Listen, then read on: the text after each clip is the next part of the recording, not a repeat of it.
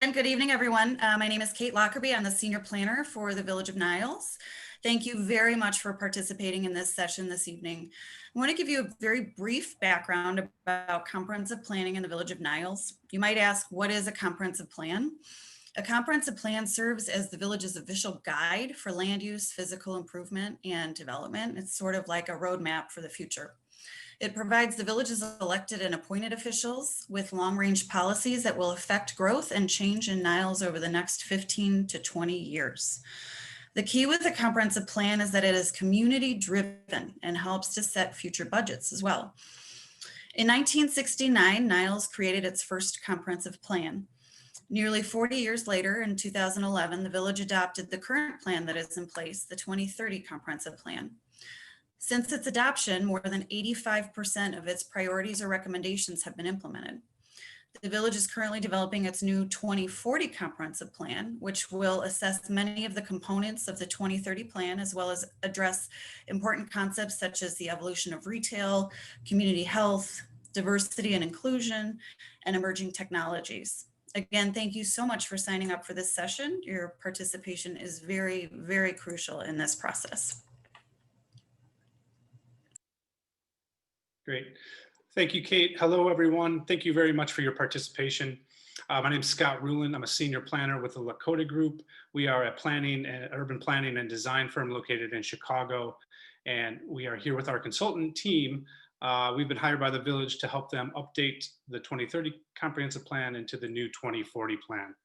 So we'll do a quick introduction. We have our full consultant team here tonight to partake in this presentation and answer your questions.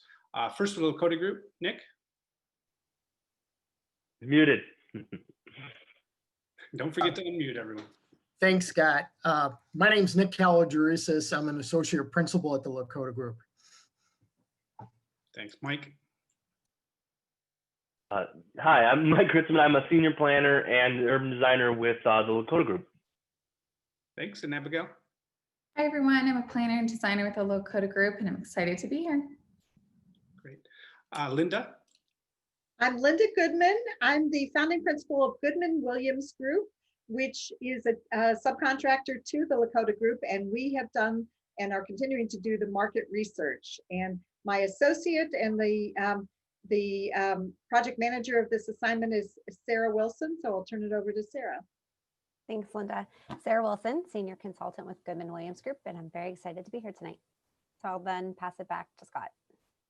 Thanks. Go ahead, Eric. Good evening. I'm Eric Russell. I'm a principal with KLOA, and we're the transportation consultant on the project. Thank you. And Darren.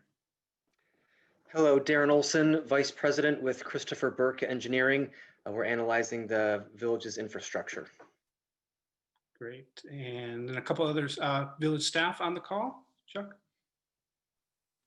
Charles Osman, Director of Community Development for the Village of Niles. And Hadley Scuffington Voss, Deputy Village Manager with the Village of Niles. Thanks for being here tonight. Okay, great. That is our team. And just before we get started with our presentation, I just want to again thank everyone for being here. Normally we would do an event like this in person in a community space and have all kinds of maps and graphics and displays of information for you to look and for us to present and answer your questions. And it's a much more interactive forum. Unfortunately, due to the pandemic and COVID-19, we're unable to do that at this time, but we've substituted for this webinar format. And although not the same thing, we're hoping by your participation, which is very important and crucial to this process, that you'll be able to at least get a taste of the process and what's going on, answer some questions that we have in the presentation, and then also follow up through a community survey, which we are preparing and will be available early next week on the project website. And so that's just a further way to kind of continue this meeting with the information that you hear tonight. We understand 1 hour isn't certainly enough time to go through all of the issues and answer all of the questions. We certainly apologize for that, but we are giving you other platforms to answer questions, and we will respond to those questions either through our consultant team or through village staff. So please look for the survey in the coming days and early next week, and we'll give more information about that. And then I will share the presentation. All right, and I will give a quick tutorial while Scott brings that up. Really important engagement functions tonight. Do not forget to write in the chat as well as the Q&A function. If you want your question to be prioritized, please put it in the Q&A chat. It's a little easier for us to answer. There will be live polls throughout the entirety of this presentation, really simple answers, and we got to see the consensus of the community, which is really fun. Any questions and comments that are not answered during this duration of this webinar, we will be working with the village to create a summary document that answers all those questions, which will be posted to not only the project website that we'll speak more today, but it will be emailed to all of you since you did register for this webinar. We appreciate it, and reach out with any questions about any of the engagement tools throughout the chat and the questions, and I will help anyone. Great. All right, let's get started. 10 after 7. So a quick, just on the schedule, we just went through our welcome and introductions. The bulk of our presentation tonight will be us going through a series of topic areas of things that we're looking at a little bit more closely in the village, and that will form the basis of the comprehensive plan. We'll have some questions about those, and then just a quick wrap up and next steps as we move through the process. Just a quick overview of the project timeline in our process and how we go about updating a comprehensive plan. We started this over the summer. We have a 3-phase process, and we're just finishing phase 1, the state of the village. This is where we analyze all the existing conditions, create an information base of knowledge, of maps, and reviewing all of the information that the village has available for us to understand the existing conditions in Niles. It also includes a lot of community engagement and reaching out to various members of the community and organizations in the community to also get their feedback. This leads us into phase 2, which is a community visioning phase, which will start right after this phase concludes. The goal here is to establish a planning vision and plan goals along with concepts and recommendations for future land use and development policy. So this is the phase where we really start testing ideas and looking at growth and how it could growth or improvements and how it could change in Niles. And then the last phase, phase 3, is actually the preparation of the comprehensive plan update, actually working and creating the document based on all of the information that we've gained through the first 2 phases. And then that will go through a process where we present it to the community. Hopefully by that time, we'll be able to do it in a live format, but we'll come back to the community with draft documents, draft versions of that plan for your continued feedback before it goes to eventually to the village board for adoption. A little background on community engagement. I'm going to turn it over to my colleague, Abigail. Perfect. Community engagement is something we're all very passionate about. This is something that the village, when they were looking for a firm and different partners to work with for this, they wanted to be passionate about, just because they've done a lot of efforts thus far. So they're using a platform which has its own project website, niles2040.com. It's very engaging. There's live maps that you can drop pins in. There's all these idea boards. Everything will be posted to this throughout the process. There'll be engagement tools throughout the entirety of this. All the planning projects and milestones will be posted to the site. So we really, really recommend that you do register for this. The register is, it seems more serious than it is, but it's just answering simple questions about, do you live, work in Niles? About your age, and as well as how you heard about the website. And then from there, you can access the site and all the engagement tools. Other than the project website, we've had some technical and stakeholder meetings, and we will have a lot more community events throughout this process.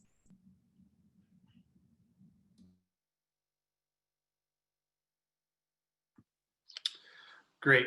Now moving forward, just a quick overview of the 2030 comprehensive plan. As we've mentioned, this is a plan update. The village adopted this plan in 2011, and a lot of it has been implemented and a lot of progress has been made on this plan. And so we're taking a look closely at what has been done and what hasn't been done and what we can bring forward. The plan is set around us, organized around a set of guiding principles that are listed there. You can see on the screen. All of those things are still important, still relevant, and it may very well be carried forward in the new plan, maybe reshaped or repackaged, or we might look at different aspects of these things, but they're still very relevant today. The next part is the vision, the community vision that was established through the 2011 plan process. The vision in the current comprehensive plan is quite long, and it includes all of these topic areas and then some discussion about all of these topic areas. Again, all of these are relevant, are important to the village, and we could see these bringing these forward again, maybe in a different format or a different way, but certainly as a vision statement. And that's something that we'll get into through phase 2 when we actually do visioning and really look to the future of what Niles can be. It has a series of goals and objectives organized by topic, things like land use and transportation, parks and open space, environmental conditions, things you'll hear us talk about tonight, and then a series of land use or recommendations for land use, transportation and community facilities, as well as sustainability recommendations. And then it also looks at a little bit more detail as some focus areas in Niles, and you can see those on the screen, the 2030 key focus areas, and they're quite large actually. They're the 4 major corridors in Niles: Gulf Road, Dempster Street, Toohey Avenue, all running east-west, and then of course Milwaukee Avenue from north to south. So those were the key focus areas. There's a lot of opportunity along those and some change coming that you'll hear about tonight. So again, some of those focus areas may still be very well relevant. The next thing we're going to do is get through the first topic that we're going to talk about tonight and give you some background data, if you will. We call this Niles by the numbers. And this goes to the land use in Niles and some of the neighborhoods in Niles. Now we're planners and designers, and when we start this process, we like to look at how land is used, because that's really what this is about. And that tells us a lot about a village or about a city. And looking at Niles, it's predominantly residential. There's 36% of the land in Niles, of all the land in Niles, is residential land, mostly single family homes, but some multifamily as well. There's 12,500 homes in Niles, about 1,400 acres. So it tells us that Niles is predominantly a residential community.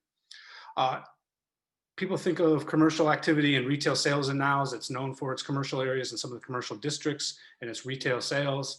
But in actuality, the commercial land in Niles is comparatively quite low, although there is over 5 million square feet of a retail space. Same thing with industrial land. The industrial land in the city, in the village, is mostly in the southeast part of the village, and it's all consolidated in one area, which is good. A lot of times these areas have truck traffic or noise that could be incompatible with a residential land use. But there is over 8 million square feet and 8.5 million square feet of industrial space in Niles. 20% for parks and open space, with 16 parks in the village. The parks and open space in Niles are well regarded. And combining that with 17% of public land, so that's schools, the cemeteries, the village facilities. And if you combine that, parks, open space, and public land, that's about 37% of the village. Almost over a third of the village is land that does not generate property tax, which is an important consideration and makes the retail sales in Niles even more important. There's 24 neighborhoods in Niles, 6 school districts, 15 schools serving Niles, give or take. Those are both public and private schools. And then with the library district, the senior center, teen and fitness centers, we have 4 community facilities that are well regarded and well used, not to mention all the community organizations, Chamber of Commerce, and the religious institutions that also contribute to the vitality in Niles. This is a land use map of Niles, and we've got this data from the Chicago Metropolitan Agency for Planning. And this categorizes land by use. The largest yellow category is residential or single family residential. The red areas pertain to commercial. The purple is the industrial area, all kind of centered around Toohey Avenue and Howard, as you know. And then the blue areas are the public facility areas, or institutional, we call it, but public use or village use. And then the green, of course, parks and open space. So this just gives us a snapshot, a picture of how land is used in Niles and how we can think about using it in the future. The neighborhoods map. We got this map from the village. They have this on their website. And the residential neighborhoods in Niles, we were pleased to find, are divided amongst various neighborhoods. You may be familiar with this map, you may not. You may know the neighborhood you live in, you may not. But if you can see this map, I can try and zoom in a little bit and kind of identify the area that you live and maybe what neighborhood you live in. We wanted to see if people identified with this map or with the neighborhood that they live in. And that will lead us to our first question. Our first community poll question, very simple question, is do you identify with a neighborhood in Niles? And I'm happy. Ooh, to quick go back to this responses. map. Thanks, everyone. We will wait a little longer. We'll give a minute. I'll leave this map up. If you could please answer if you feel free to identify use with the the chat neighborhood. if you know your neighborhood. And if you don't, this question will also be on the online survey later this month. All right, I am going to end the poll so we can all see the results. Okay, great. About 2/3 that do identify with a neighborhood. This map again tells us how prominent residential use is in Niles, because you can tell that most of the village is comprised of a neighborhood. The Gulf Mill area, Gulf Mill district in the north, the Tui Triangle district, the industrial area, and then the cemeteries really are the large areas that are not part of the neighborhood. The second question about related to land use in Niles, just we're trying to get to understand which areas of Niles most need improvement. Maybe there's more than one, but we wanted to ask if there's areas or locations in Niles that you think need improvement or change. Maybe it could just use a freshen up, some reinvestment, or maybe a whole-scale redevelopment or change of use. This is the part of the process where we like to kind of think big picture and think about how things could change or be better. And so before we start targeting these areas specifically, we want to hear from the community on what they think could be changed or could be better. And Scott, sorry, Abby, go ahead. Oh, I was just going to say, while we let people answer this, just so that everyone knows, the presentation and the recording of tonight's meeting will be posted to the project website and is a long link to on the survey in case people want to go back and have a refresher.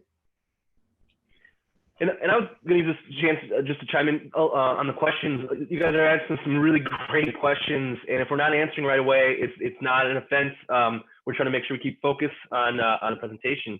I only chime in here because one of the points we had asked was about Gulf Mill and some really great ideas about Gulf Mill in there. And simple answer is I think really this process is exactly about asking these questions and getting everybody's input, and really starting to think both about what's been done in the past, what's changed, and where should we be going in the future. So some of these don't have an easy response to type in, hoping to accomplish here. So thank you for all those questions. But we will try to answer all those questions and post to the website later next week. So stay tuned, and those will be emailed to you as well if we don't get to them. Okay. All right, and the results are shown.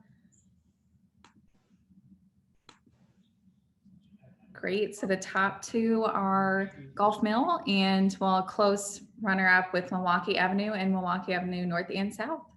Okay, great. It's good to hear how there it is. Okay, great, thank you. All right, we're going to keep moving. We're going to switch to mobility, transportation. Turn it over to our colleague, Eric Russell with CLOA. Thanks, Scott. So there's a very broad transportation system that serves the Village of Niles, composed of streets, highways, public transportation, bike routes, many pedestrian facilities. There's about 70 miles of streets in the village that are controlled by the village. And if you were to stretch all of those streets into one long string, it would extend all the way from Niles to Rockford, a pretty long distance. There's another 70 miles of streets in the village that aren't controlled by the village. They're controlled instead by either IDOT, Cook County, or their private roads. There's also 11 PACE bus routes that extend through the entire village. There's 3 Niles free bus routes. There's 1 CTA bus route.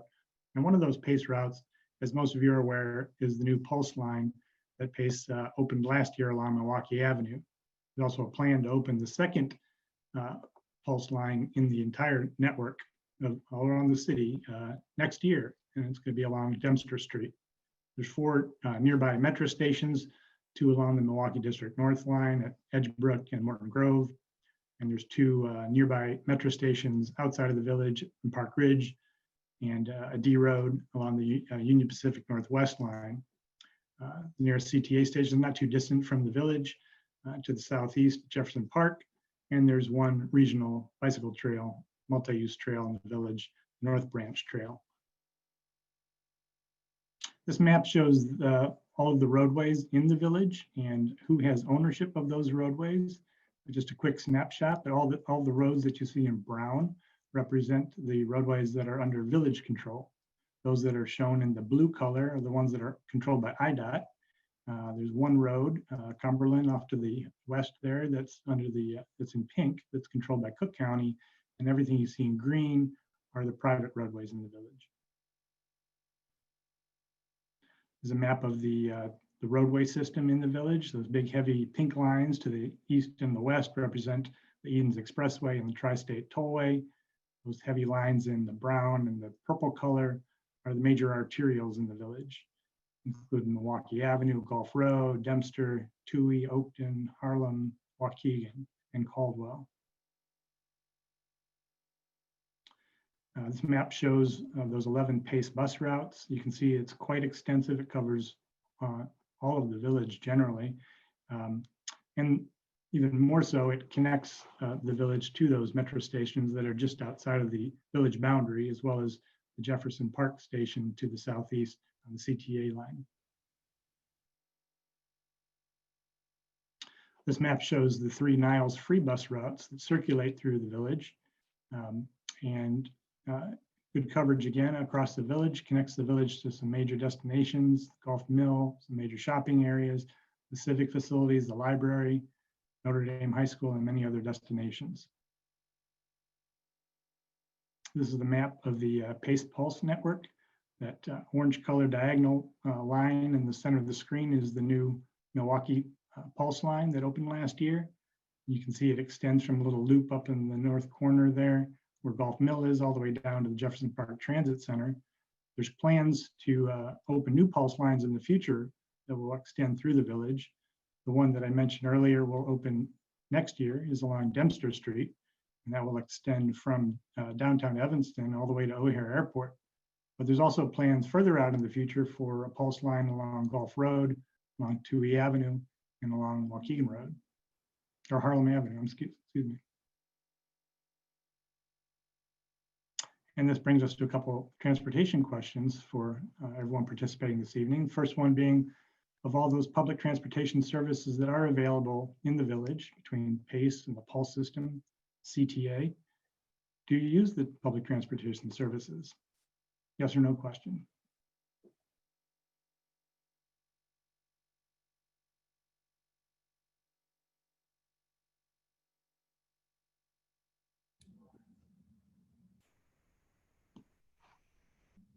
All right, we'll wait a little bit longer. 80% has voted. And I think that makes sense with our panelists. So I am going to end the poll.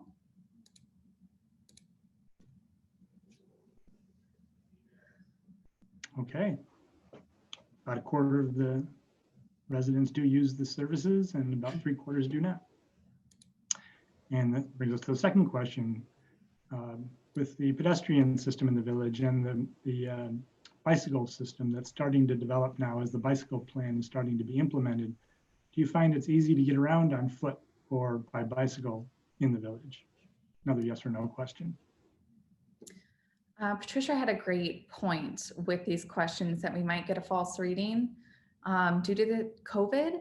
And that's something that we will preference in the survey, one saying pre or post COVID, or during COVID, just so that we try to eliminate having such a false reading due to COVID. That's a good point.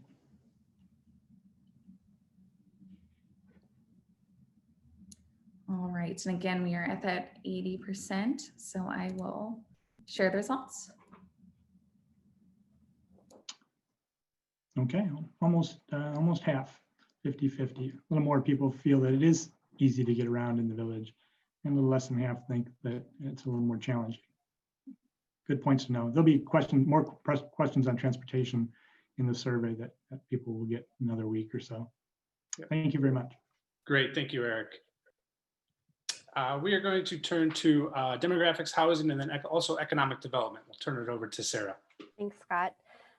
Hello, everyone. So we examined not only demographics and employment, but also a number of the different land uses. So residential, your commercial, retail, and industrial. So I'm just going to go over some of the highlights of our findings. And it's important to keep in context that a lot of the information, particularly around retail, is during the COVID pandemic. And a lot of the goals and the visions for this, we are envisioning in a post-pandemic era. So I think it's important just to kind of remember that this is a small blip in time, and it will not entirely frame, it'll be a frame of reference, but will not dictate all of the final outcomes that go into the 2040 plan. So I just want to put that out there so everyone remembers that this is just a small blip that we're going through.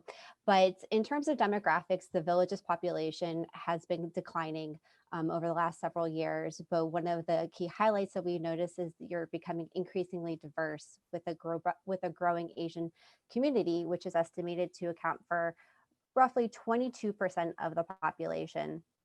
Jobs continue to rise within the community. It's at the highest level it's been in 10 years.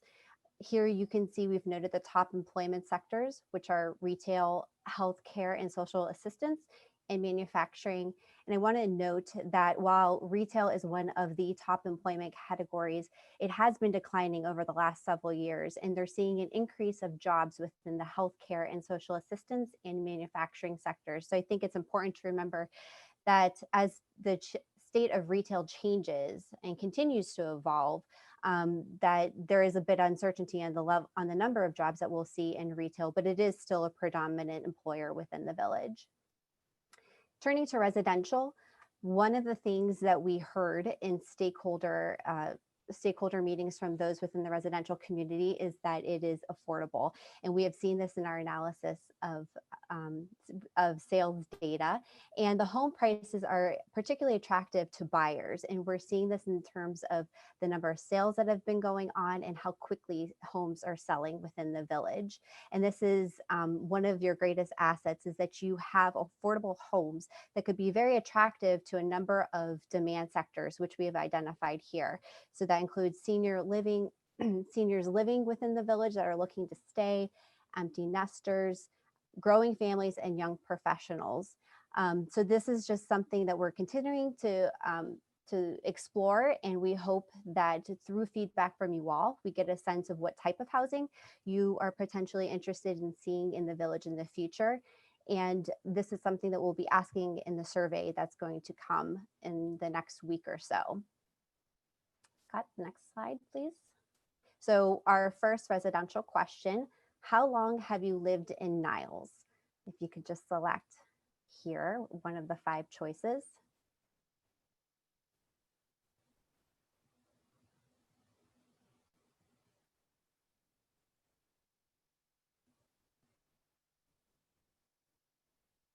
Give you a few more seconds. A lot of you, nearly 70% of you have lived here for more than 20 years, and then followed by 10 to 20 years. So it's good to see the diversity of people in terms of how long you've lived here. And just following up on that, we would like to know, do you own or rent your home? Or other?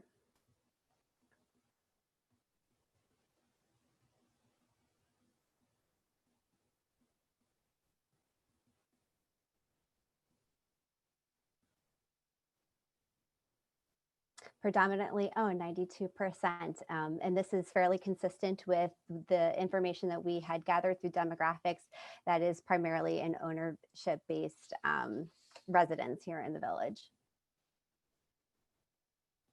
One of the things Scott had highlighted early on is the square footage of commercial retail space within the village. And with the significant amount of retail of over 5.2 million square feet, you collect a substantial amount of retail sales tax. But over the last 5 years, it has been stagnating, although it has exceeded 15 million. One of the things that we found really interesting in our in our analysis is that there's been a growth in diverse specialty stores, and one that came across in stakeholder interviews as well as just doing research is the opening of Patel Brothers and the growing number of retailers that are catering to your growing Asian community. So we found that extremely interesting and one of your best assets, and something that we look forward to exploring more as we develop visions and goals for the remaining for the 2040 plan. And also, I think it's important to note that the pandemic has highlighted the importance of small businesses and restaurants within the community.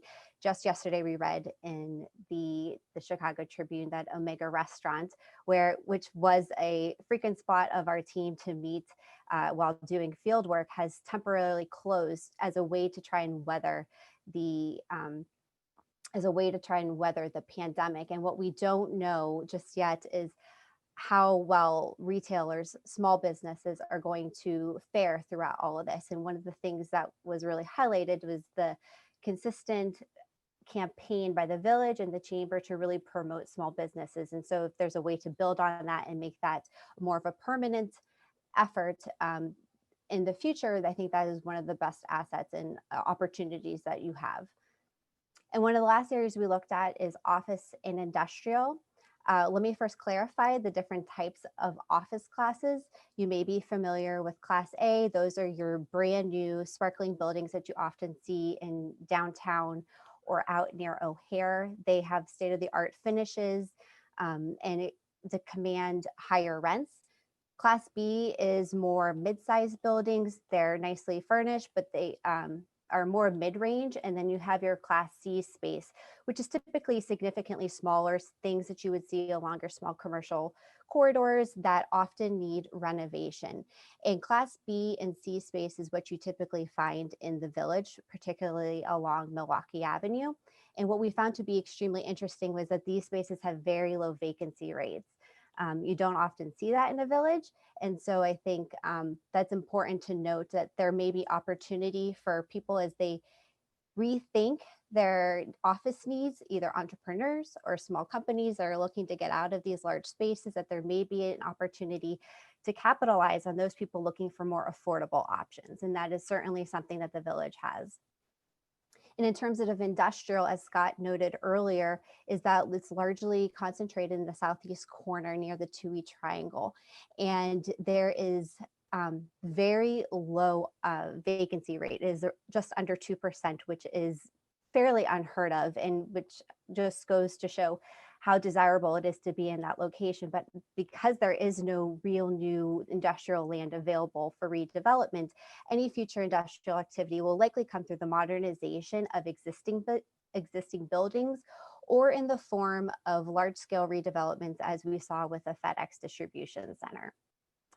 So with that, we'll go to our next set of questions. Oh, I apologize. This is just a quick map showing you the distribution of the shopping centers, how there really are 2 nodes of shopping centers within the Village, but it's connected by Milwaukee Avenue. And our last set of questions, we would like to know a little bit about your shopping habits. So do you do most of your shopping in Niles? Yes or no? And if no, where do you go? And please comment in the chat function. We're very interested to hear where all you do your shopping if it's not entirely within the Village.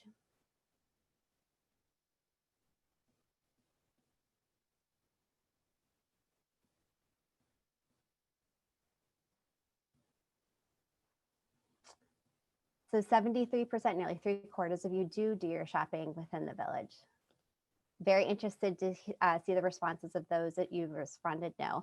And we'll do more detailed questioning on types of things that you buy within the Village and whatnot in the survey that's going to come. So real quick, I'm just reading some of the comments. Looks like people go to Glenview, Skokie, the Trader Joe's in Park Ridge is very popular. So Morton Grove, of course, you know, the nearby communities with. Yes, absolutely. Glenview, Skokie, Lincolnwood, all the bigger shopping centers are competing with the Nile, for the people's for your dollars. And the last question we'd like to know, is your favorite restaurant in Niles? Yes or no?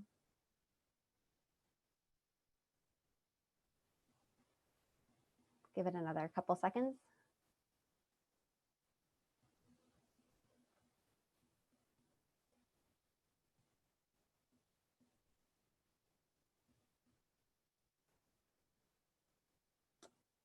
No, okay, so over 2/3 of you go elsewhere for your favorite restaurant. So thank you so much for participating in the poll questions, and we look forward to getting more specific responses from you in the survey to come. Great, thank you, Sarah. Okay, we're going to switch to parks, trails, and open space a little bit. We'll go over just a few things here. Parks and open space in Niles is definitely an asset of the village, asset of the community. The park district is well regarded, and they are responsible for most of the village parks and recreation programming in the village. Some other agencies such as the village and Cook County provide other services as well, the Forest Preserve and North Branch Trail. There's over 30 parks and different recreation facilities in the village. The park district runs multiple recreation and athletic programs, everything from martial arts and dance for kids to sports of all kinds and different community events as well. The regional trail, the North Branch Trail, provides an asset and regional trail connection through the village, as well as having the Chicago River and the Cook County Forest Preserve in the village as well. Provides a huge open space opportunity and amenity.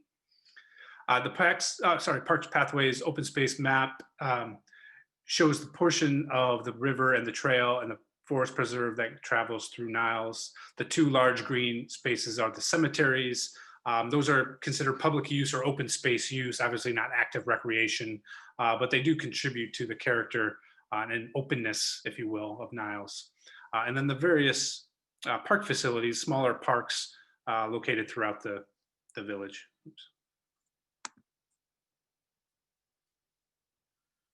So in regards to park and recreation assets in the village, we want to just ask a quick couple questions about use of the facilities. Do you use the North Branch Trail in Niles? Either biking or walking, maybe long or even short distances?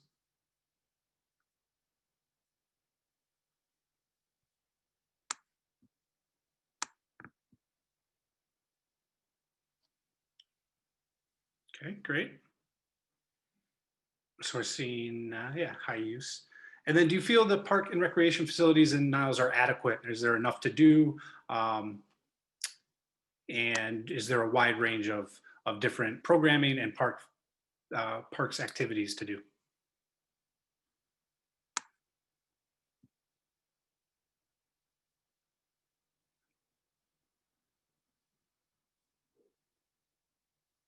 Okay, great. That goes along with what we've been hearing from other, through our other engagement about the parks in Niles, that they're adequate, they're well maintained, they're in good condition, and the park district does an excellent job. Okay, great, thank you. We're going to keep moving. And we'll talk a little bit about infrastructure, utilities, and stormwater, and we'll turn it over to our colleague, Darren Olson. Great, thanks very much, Scott. There's to date tonight, we've talked a lot about what's going on above the ground, but in the Village of Niles, there's an awful lot going on below the ground, and it's happening 7 days a week, 24 hours a day, 365 days a year, and that's the village's infrastructure system that's serving its residents. And we've looked at that infrastructure system, and it's a robust system, and we've looked at 3 specific categories of that. The first is drinking water. And the village's 114 miles of transmission mains carry water into the village and distributed to the residents. Nearly 6.5 million gallons a day of drinking water are distributed throughout the village. And that happens through the village's the water transmission mains that they own. The source for that is Lake Michigan. So it's Lake Michigan water that used to come from the city of Chicago and has recently switched over to coming from the city of Evanston. So we're able to bring that water to the residents and the businesses, and then the wastewater system brings that water generally to treatment plants that are treated, that water is treated by the Metropolitan Water Reclamation District at several plants. There's 225 miles of sanitary sewers below village roadways that's carrying that water away from residents and businesses to these treatment plants. Some of those are combined sewers, and some of those are separate storm sewers that are devoted only for sanitary sewage, whereas a combined sewer carries both rainfall and sanitary sewage. On one of the, I know this has been a popular topic in the village since the last comprehensive plan, but stormwater, and with climate change, stormwater has become a really hot item all throughout the Chicagoland area. The village has 130 miles of combined sewers and storm sewers that take the rainfall and the runoff that falls on the village and takes it to either detention basins, rain gardens, bioswales, to the local waterways, or to a treatment plant. And this is something that over the past 10 years, the village has really focused on. About 10 years ago, the village embarked on a stormwater master plan that has been completed. And to date, many projects have been lined out, and 6 of those projects, these large stormwater infrastructure projects, have been completed.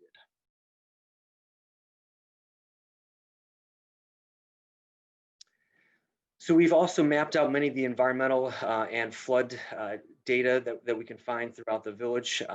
Generally on the right-hand side, or the east side of the village, drains to the north branch of the Chicago River. That is the area shown in blue there, that runs from north to south.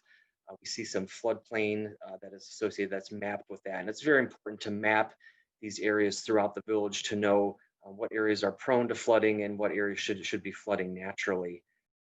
On the left or the west side of the village, that generally drains to the Des Plaines River. So there is a major watershed divide that runs right through the center of the village, really, with half of it draining to the Des Plaines River and the other half draining to the north branch of the Chicago River.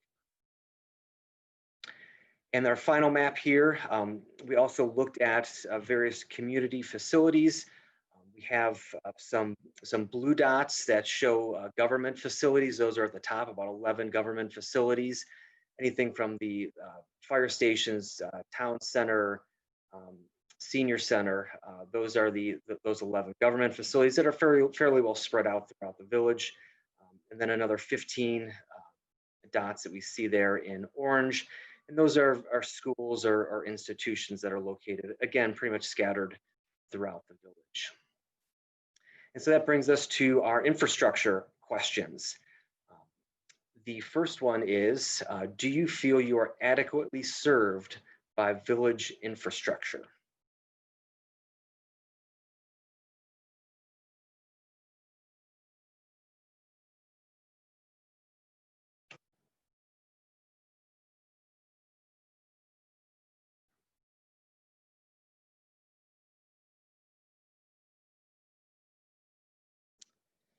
Excellent, yes. So about, looks like 3/4 feel like they're adequately served by village infrastructure. Excellent. Second question, which infrastructure category do you feel requires the most attention from the village? So this is A, B, C, or D. We do still have great questions and comments coming in through the chat and the Q&A function. If we don't get to them tonight, we will make sure to post them in the summary document on the project website, and as well as send those to you in an email, because we have all your emails from the registration. Thank you, everyone.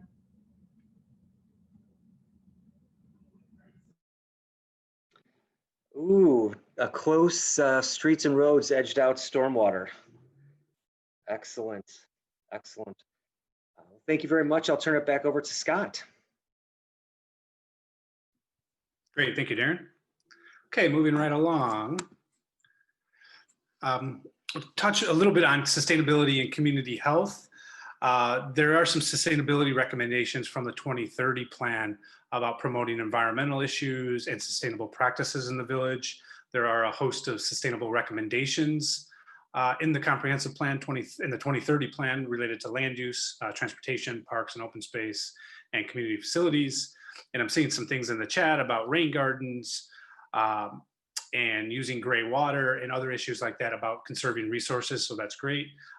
We think the sustainability theme should be brought forward in the new plan So we're curious about your input on that, but just wanted to highlight that sustainability is an important issue and relates to, the definition of sustainability really is being able to meet our needs without compromising the needs of future generations, really about using our resources efficiently and effectively. And also related, or somewhat related, is community health and health equity. Health equity relates to basically equal access to healthcare and a healthy lifestyle. And again, the Chicago Metropolitan Agency for Planning has a health equity strategy and how cities and villages can incorporate community health policies into their comprehensive plans. And some things or some ways to do that here are listed about promoting active transportation, walking and bicycling, and developing complete streets, which means designing streets for all users, not just cars and buses, but also people of all abilities and disabilities, and pedestrians and bicycles as well. Ways to reduce tobacco reduction, promoting worksite wellness policies and programs, creating a healthy food environment and access to healthy food, and then establishing access and health equity or access to health as a goal in the comprehensive plan. And also community design approaches to community health, making areas more beautiful and more pleasant to walk, and encourage people to go outside and be outside to enjoy.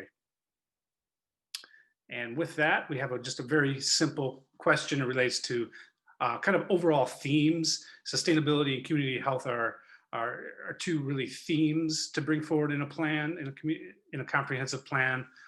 They touch on land use, they touch on transportation, parks and open space, and how the village operates and runs its own facilities. So these themes are interwoven throughout a comprehensive plan. They're not really one thing, but they relate to a lot of different things. So if you think they are important to the community and should be forward, I think I have an idea what the answer will be here.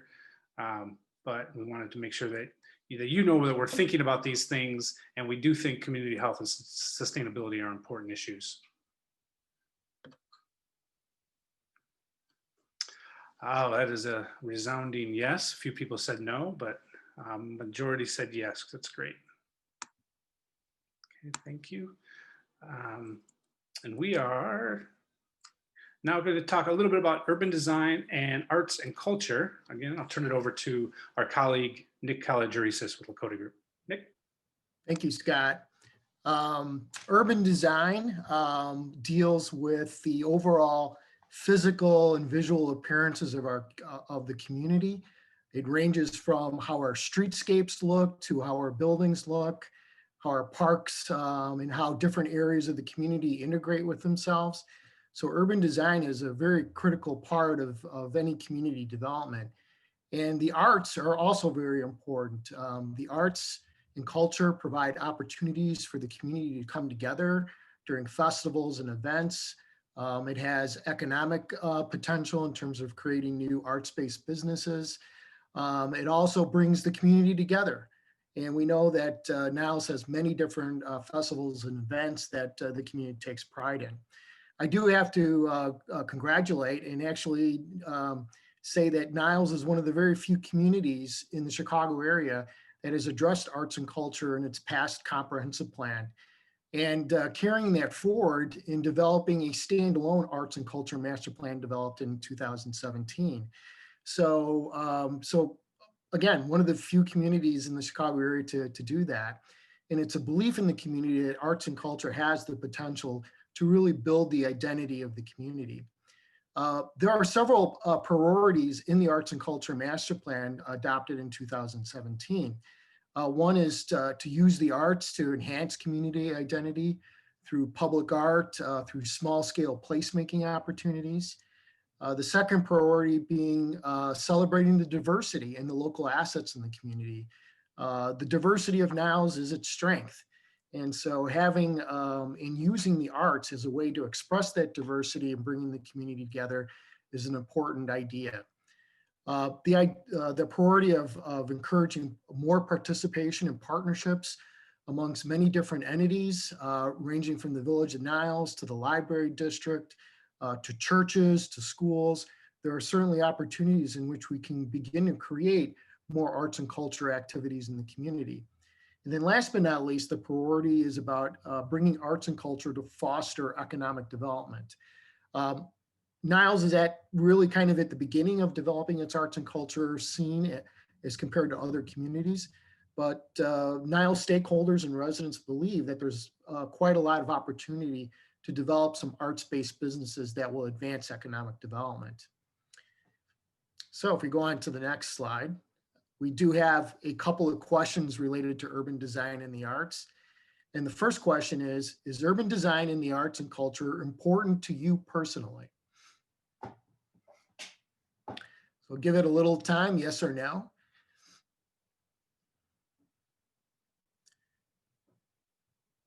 So are we ready to show some results? All right, that is not surprising. It's a great result. Obviously, as I've said, with your prior planning efforts, the community does believe that good physical appearances of public art and arts and culture are very important. So the second question, do you think Niles has a unique identity? Yes or no?